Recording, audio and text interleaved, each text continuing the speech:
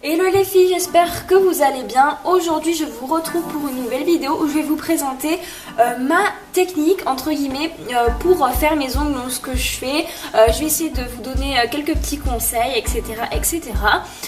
Donc aujourd'hui, voilà à peu près la couleur que j'ai mis. Ça marche évidemment pour tous les vernis. Le plus important c'est que le vernis soit d'une minime qualité, d'une bonne qualité. Le mien c'est un Kiko, je vous mets la référence en barre d'infos parce qu'il est juste génial et que je l'adore et que j'adore cette marque de vernis. Donc avant d'en arriver à ce résultat là, il faut passer par quelques étapes, je vous les présente tout de suite.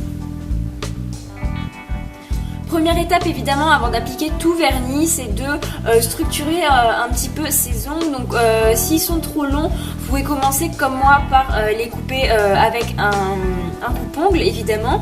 Faites attention que le coupe-ongle n'abîme pas vos ongles, qu'ils soient pareil d'une bonne qualité, parce que ça arrive que certains coupe-ongles soient de mauvaise qualité et dédoublent les ongles et c'est assez chiant, surtout si vous avez les ongles un petit peu fragiles.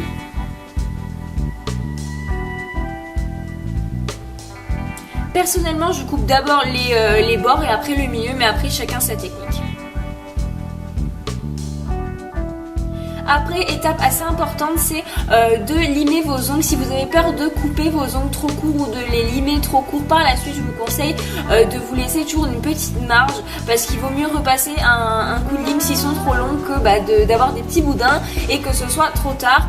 Ne faites absolument pas comme moi, c'est-à-dire ne limez pas dans les deux sens parce que ça abîme un petit peu les ongles. Personnellement, j'ai les ongles assez solides donc ça me dérange pas, mais surtout si vous avez les ongles fragiles, limez toujours dans un seul sens. Certes, ça prend un peu plus de temps, mais si vous voulez pas que vos ongles se dédoublent et cassent par la suite, c'est beaucoup mieux.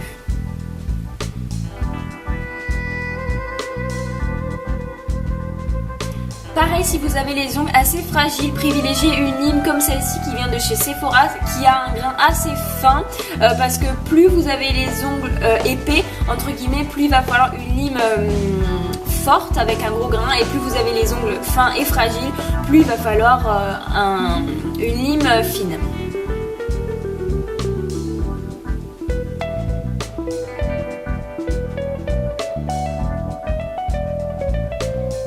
Les deux étapes qui vont suivre sont un petit peu facultatives, c'est vrai, mais moi j'aime bien les faire puisque ma lime a plusieurs phases. Donc je passe à la deuxième étape en fait sur la lime, donc c'est-à-dire une sorte de lime mais beaucoup plus fine qui va permettre d'enlever en fait cet aspect un peu coupant du bord de l'ongle suite au limage.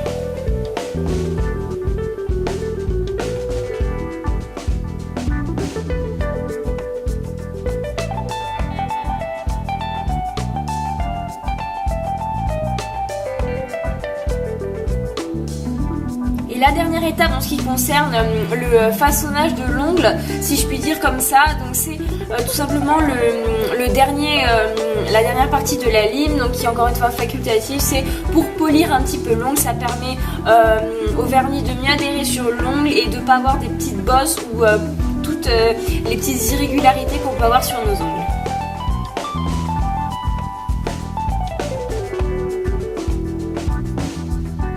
Donc voilà, donc maintenant nos ongles sont tout beaux, tout propres, prêts à accueillir le vernis.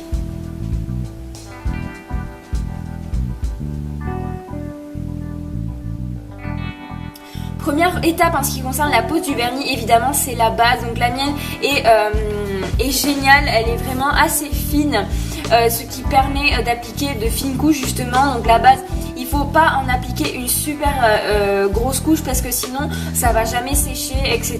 Donc ça va être un petit peu la galère. Donc voilà, donc n'hésitez pas à prendre des bases assez nourrissantes si vous avez les ongles un petit peu fragiles, etc. De prendre une base qui vous correspond. Évidemment, la prochaine étape, c'est d'appliquer la première couche de son vernis. Donc pour faire le pouce, je vous conseille de bien vous appuyer la main comme ça à plat, de ne pas mettre le pouce à plat, donc comme pour faire les autres ongles. Donc la première couche, il faut la faire très fine parce que sinon, comme je vous disais, comme la base, ça va jamais sécher. Et après, donc la technique n'est pas forcément particulière pour la première couche, puisque si elle n'est pas bien mise, on s'en fiche un petit peu, puisqu'il va y avoir la deuxième couche qui va recouvrir après. Pour votre main de laquelle vous écrivez arriver en fait pour faire cette main là, je vous conseille de bien vous appuyer le poignet sur une table ou quoi que ce soit et de bien appuyer votre main, la main que vous vernissez pour éviter de bouger au maximum et éviter d'en mettre un petit peu partout autour de l'ongle, même si bon ça s'enlève avec du dissolvant et un petit coton.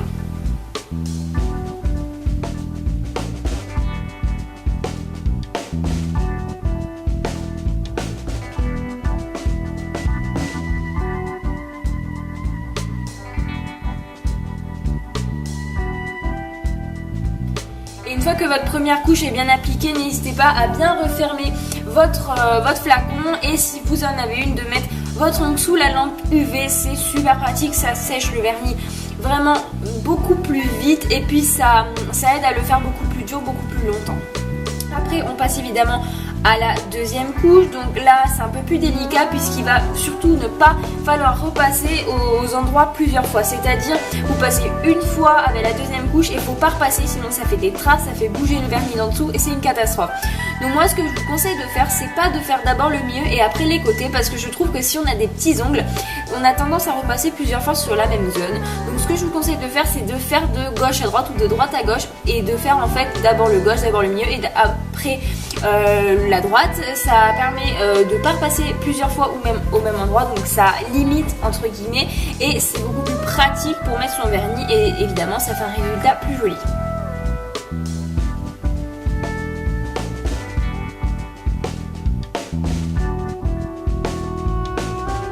Et après je remets ma main évidemment sous la lampe UV et voilà.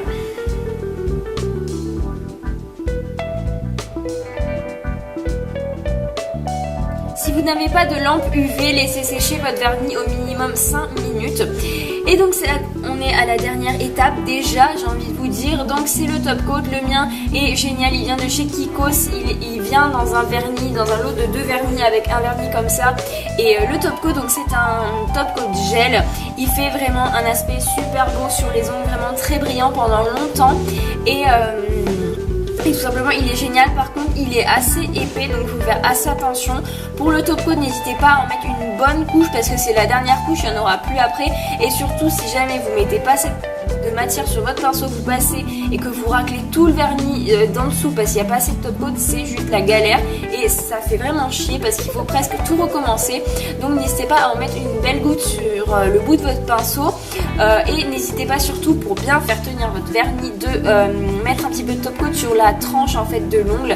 Ça va permettre de sceller et de faire vraiment une barrière pour éviter que le vernis se barre au bout de 2 jours.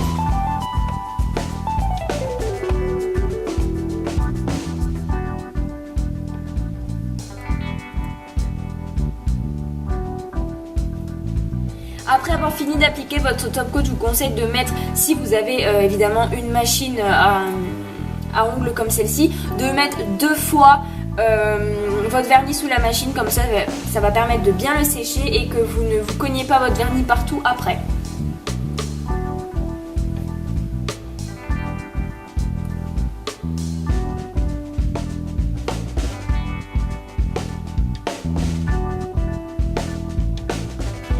Voilà tout le monde, j'espère que cette vidéo vous aura plu. N'hésitez pas à me dire dans les commentaires si vous avez vous des astuces, etc.